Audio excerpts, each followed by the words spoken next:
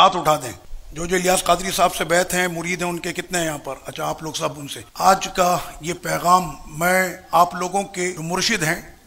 اور اہل سنت و جماعت کی ایک ایسی چمکتی ہوئی شخصیت جس کو صرف عجمی نہیں عرب بھی سلام کرتا ہے۔ میں نے عرب کے بڑے بڑے علماء اکرام سے ملاقات کی ہے تو میں نے ہر ایک کی زبان سے، چاہے وہ دربار غوث اعظم کے سجادہ نشین ہو یا وہ قبلہ فضیلت الشیخ شام کے قطب شام ڈاکٹر عبدالعزیز خطیب حسنی ہو، اور اکابر علماء اکرام سے جب وہ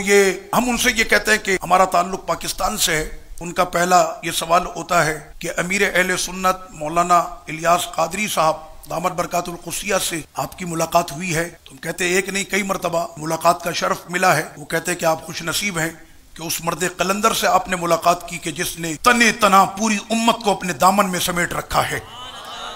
اور میں اپنی ذاتی رائے حضرت صاحب کے حوالے سے، میری اپنی ذاتی رائے کیا ہے، میں نے دنیا میں کئی ممالک کا دورہ بھی کیا اور بڑے بڑے لوگوں سے، یعنی دینی لوگوں سے ملاقات کا جو ہے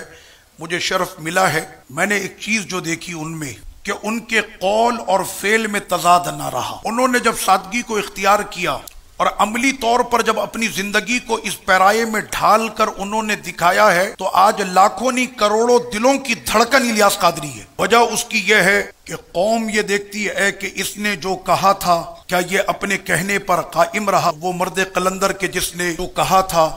وہ اپنے اس کہنے پر قائم رہا، اور چاہے تو وہ دنیا کی عیش و عشرت کے سارے سما جس کے کروڑوں چاہنے والے ہوں، وہ تو اپنی پوری الگ ایک ریاست قائم کر سکتا ہے۔ عرب کے علماء کو جب پتا چلتا ہے کہ ان کے مریدوں کی اور چاہنے والوں کی تعداد پورے جہاں میں کروڑوں میں ہے تو ان کو بڑی حیرت ہوتی ہے کہ اس زمانے کے اندر وہ پھر یہ کہتے ہیں کہ ایک اتنی عظیم شخصیت صوفیہ اکرام میں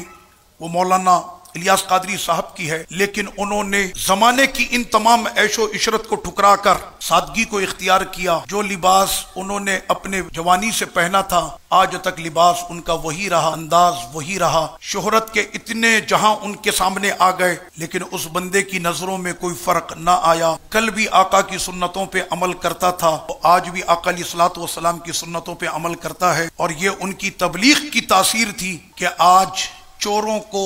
ڈاکوؤں کو، رہزنوں کو اور بگڑی ہوئی جوانوں کی ایک نسل کو نہ صرف پاکستان میں بلکہ یورپ کے اس